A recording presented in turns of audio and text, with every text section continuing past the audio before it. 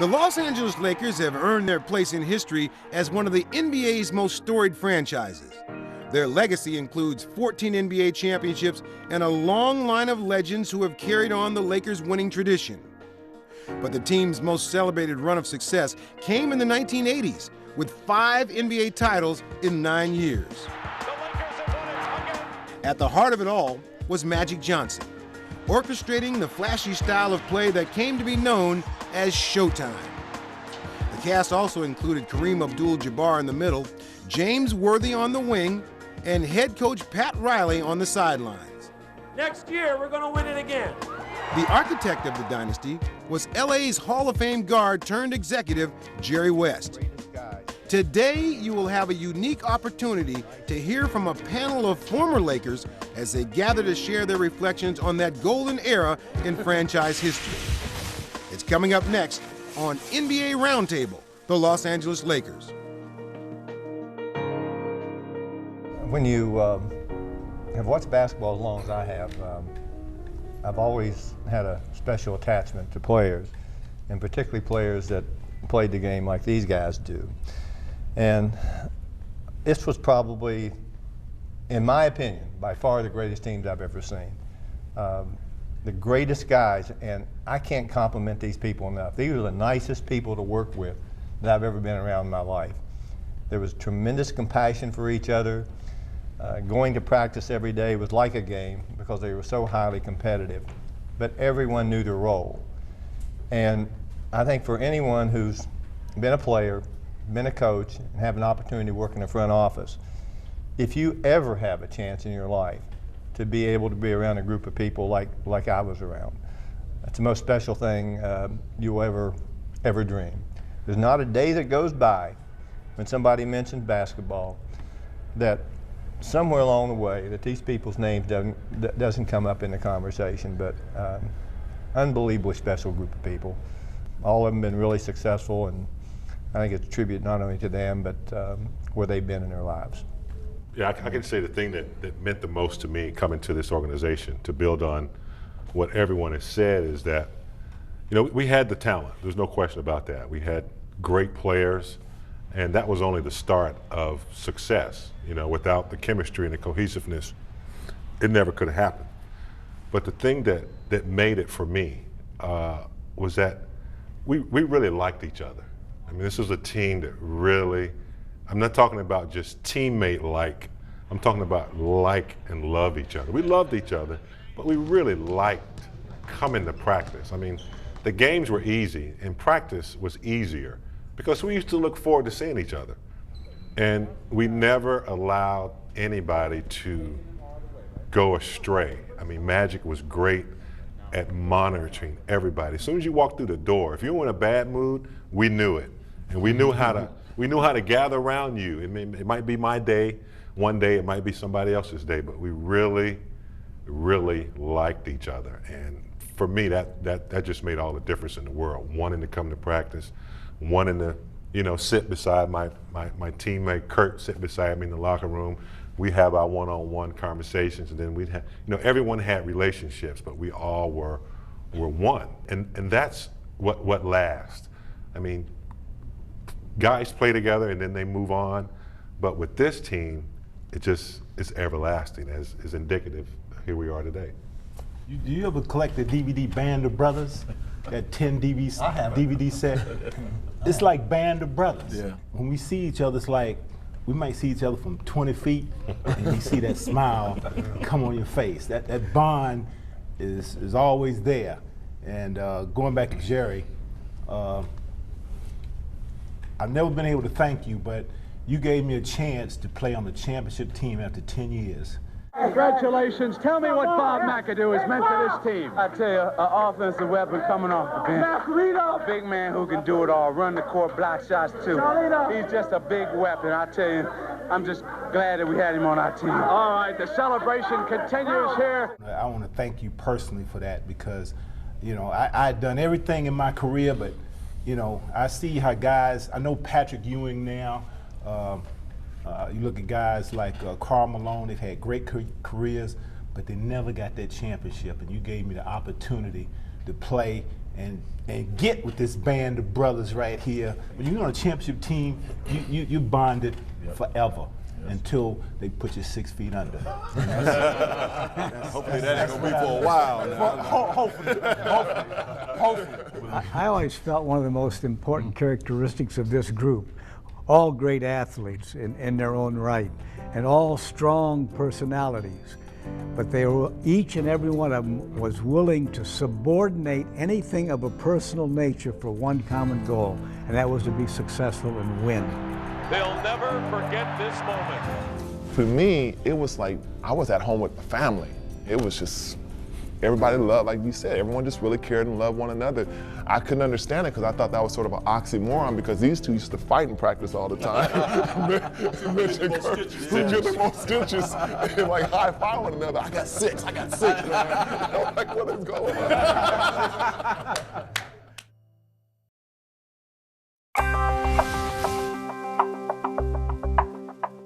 It would be great if you could get a team of, at time, 12 people and keep them together for 10 years. It'd be a wonderful thing. It doesn't happen that way in basketball.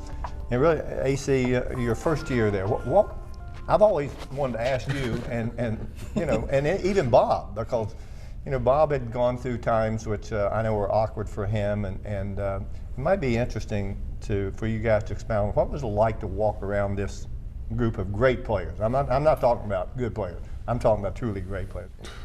Mr. West, let me tell you, I mean, you have to understand, and you know firsthand, I'm the guy that was, you know, talking about seeing something or seeing someone from Oregon State, small, Corvallis, this big, you know, no one ever heard of in the first place. And so I'm there at college, and I see these guys, I'm having breakfast with them on a Wheaties box, so they just won the championship. You know, so I'm like, wow, you know, so this is my senior year in college and thinking that maybe one day, you know, maybe I might go to the pros. And lo and behold, you know, thanks to you, Coach Riley, you guys saw something. And going there and having these two guys as mentors in my position and not knowing I'll be going with this guy sometimes too, it was just mind-blowing seeing that and seeing the professionalism that everyone came in and they knew what they wanted to do. Coach Riley had a system and had it laid out to a T how practice was going to run. We're working now offense, conversion, and then Wes, you're bringing it back here with turn to goal. Okay, here we go. I'll let you. The fact that it was about business, but it had fun doing it and professional about it, and then what happened after practice and off the court, I mean, for me, it was like I was at home with the family. It was just, everybody loved, like you said, everyone just really cared and loved one another. I couldn't understand it because I thought that was sort of an oxymoron because these two used to fight in practice all the time. Mitch and Kurt, who get the most stitches and like high five one another. I got six. I'm like, what is going on? And I'm like, these are my mentors. So it was crazy. Dude, what do you think about all that? What I loved about it, I'd already played on 5 teams. And when I got here, I was happy to be in LA, but what I noticed right away is the intensity in practice. And that's what I love because I was always an intense guy in practice. And I remember a friend of mine, a good friend of mine, he came to practice. This is before Riley closed practices. And he said to me, Bob, how can you guys got all that $1 million worth of talent, y'all practicing like that? Because he couldn't believe it. We were so intense and going at each other. Coop would be in Magic's face. You know, me and Kurt matched up with me and Kareem, and we were going at each other like we wanted to kill each other. I mean, we were seriously going at each other, running 100 miles an hour. I mean, and Riles, of course, he just put the match on top of it. The flames already there and made it even worse, you know. Be quick now, be quick. Come on, Goals, be quick. Be quick now. Be quick. Come on, you got it. Okay, so you got it. Go back. We'd go out before practice, we'd play horse, we'd play around the world, we'd play one-on-one. We were ready before we even got in that circle to even stretch. That's how much we love basketball.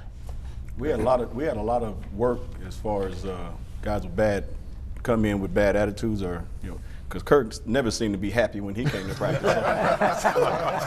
So we had a lot of work, and that's because I knew the whole practice. No one was going to pass me the ball.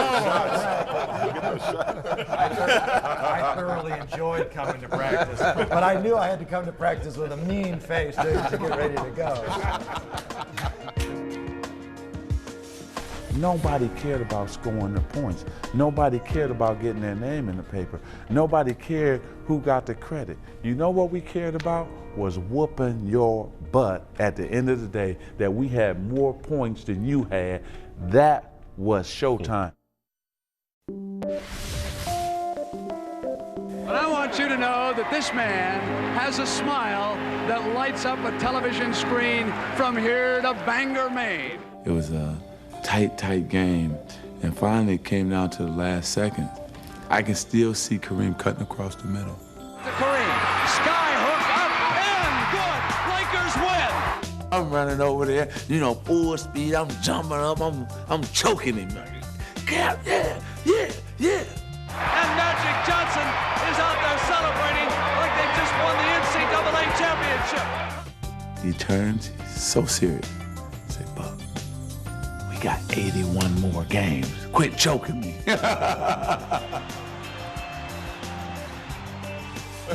We had great leadership in the front office, and we obviously had great leadership on the bench. But the one common thread, because I don't think everybody here played that one stretch from the first championship in, was it 80? Before the one in 72 and the last one, there's really only one common thread, and that's Magic Johnson. And just, the way we're sitting right now, when Irvin came in here, where did he sit? He sat right there in the middle, because that's second nature to him. To be right in the middle of it, and to be a leader, and to have the game or the conversation revolve around him. And to me, that's the one common thread that made this team very different on the court, was you.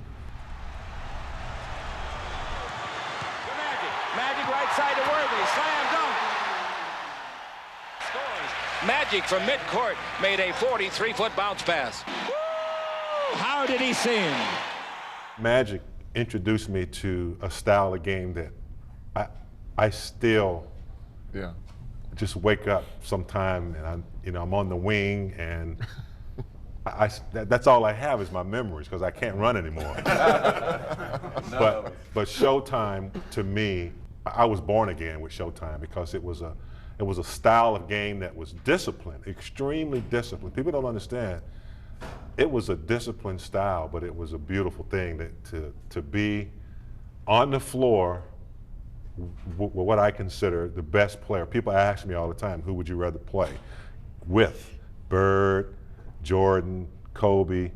And I said, that's not even a question. I want to play with Mr. Showtime, because definitely made me better and made that whole city, It's fun to watch. that whole city Showtime. And I mean, a leader, to be so selfless, to be around a guy who, he set the example. He put winning first, and he would get on you, but you could say things to him. I've been around some great players and watched a lot of great players, but just to be so selfless was really unique and inspirational, very inspirational. Showtime was started with our team defense. We were the best team defense in all the NBA. We could go. Get credit for it. No, we don't get credit for it. Our team defense was better than anybody. Because we knew what we had to do. We knew your top 2 scores or your top 3 plays, we're gonna take somebody away. And then once we got the ball, I had wingmen. And the thing that made our break in Showtime so beautiful was, you want to dunk? Clever, James Worthy. You want a finger roll? Clever, James Worthy. You want to dunk? Byron Scott, Baby B. You want the 3? He can fade to the corner and 3 you to death. You got Cooper, alley-oop. Go get it, Cooper Loop. Bam. You want Kurt barreling down the middle. Watch out now, I gotta wait till he stopped, just on a dime, because you would travel if I threw it to you too early. But we had, what I'm telling you, Showtime was Kurt, Mitch getting the ball, outletting it. Bob McAdoo trailing, shooting a jumper, getting a dunk or getting a layup. Jamal Wilkes, I could throw it any kind of way. I could roll it to Jamal. He gonna catch it. It could be too high. It could be on the slide, right, left. He gonna catch it and finish. Look at Magic. He won't let him up. So everybody played a role in Showtime. You're giving me the credit. I'm only the orchestrator of it. But if I don't have James Worthy finishing, there's no Showtime, there's no break. And I don't have B, you on the wing with him, then I can't do the trick because it won't work. I need two wingmen. I need a trailer. And that's what Showtime was about. All right, here's Magic getting another rebound and a miss by Kelly. Magic out of the back court. Magic left side to Kareem, slam dunk. Look at Magic. Magic gets another assist. Is he turning him on here? I've never seen a greater performance by the young man. And then tell them what we used to talk about before the game when we said what we had to be up. Then they'll understand what Showtime was about. Every now and again, out of 82 games, there was about 20 games that Irv come up to me and say, B, I don't want to play this fourth quarter. Ice them up. Yep, we don't want to play this fourth quarter. So what that meant was Showtime was really in effect. We're going to come out here and jump on you for 3 straight quarters, blow you out, and then we're going to sit down, we're going to put our ice on, and we're going to let the other guys play and finish the game. And that was his whole way of just saying, tonight we mean business. And the last thing Showtime was about, nobody cared about scoring the points. Nobody cared about getting their name in the paper. Nobody cared who got the credit. You know what we cared about? Was whooping your butt at the end of the day, that we had more points than you had. That was Showtime. I watched Irvin Johnson when he first started playing. And the one thing I've always said about him, I said, when he was born, somebody sprinkled a little extra gold dust on this man.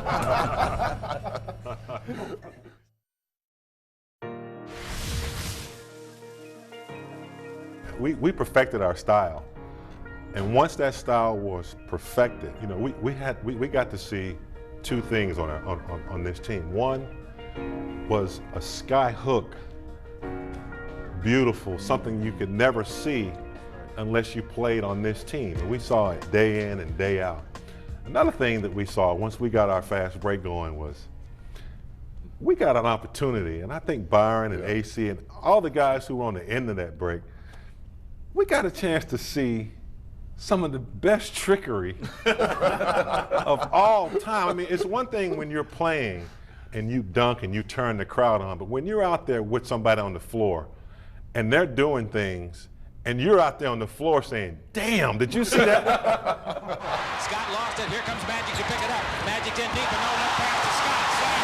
Slam dunk. Magic Johnson accelerates, finds the open man.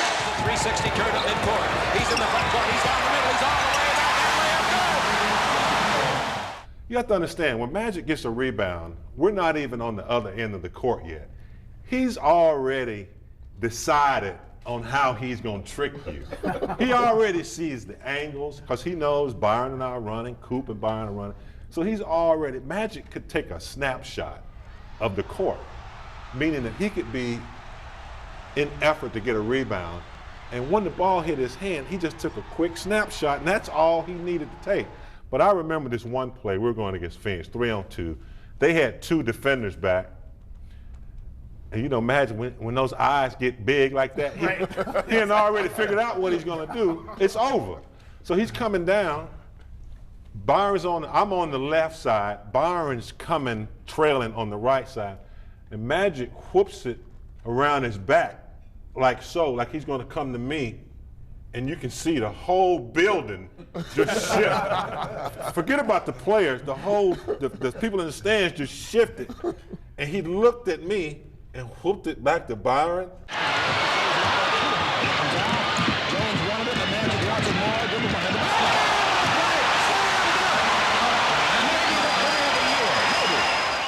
And about 2 ankles sprained, and Byron just threw it down. I mean, I can't even tell you, man. You used to give us some pleasure. You used to give us pleasure on the court, just trickery after trickery. And that was showtime.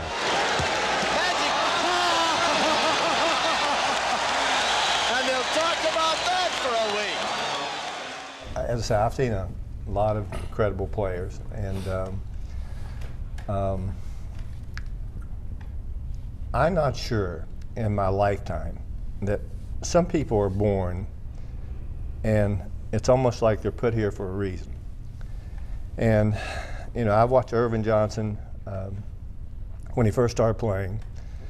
And the one thing I've always said about him, I said, when he was born, somebody sprinkled a little extra gold dust on this man. And I've watched him go through a lot in his life. And there was a period where I was so concerned about him personally. And basketball was not even an issue. He's someone that, you know, I've admired forever. And every time I see him, you know, I see this smile. He's like the Pied Piper. He walks through a crowd, and here they come. And when you have somebody like that on your team as a leader, you don't have to worry about going on a losing streak. I don't care how your players are. He's going to pick everybody up. For me, it was a great thrill to watch him play. And more importantly, it's a great thrill for me to see the success he's had in his life today. I'm so happy for him.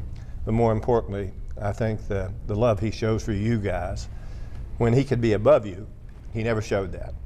And the unique man, we had a unique coach, and really some really unique players and people who work together very closely. And to be part of that has been my life. Well, you're the architect, and you always brought in what we needed. Well, we were fortunate. We were fortunate. The Lakers are known around the world because of what Jerry was able to do as a player and as the general manager, the vice president, the titles that he held. But it's great for me.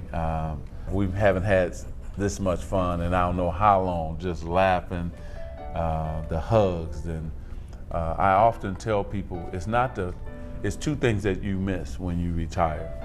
It's the competitiveness and the camaraderie of the guys and the friendships.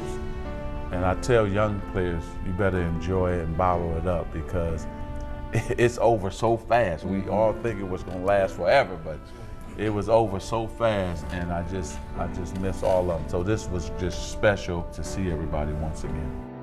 That was it. Thank you, guys. We're done.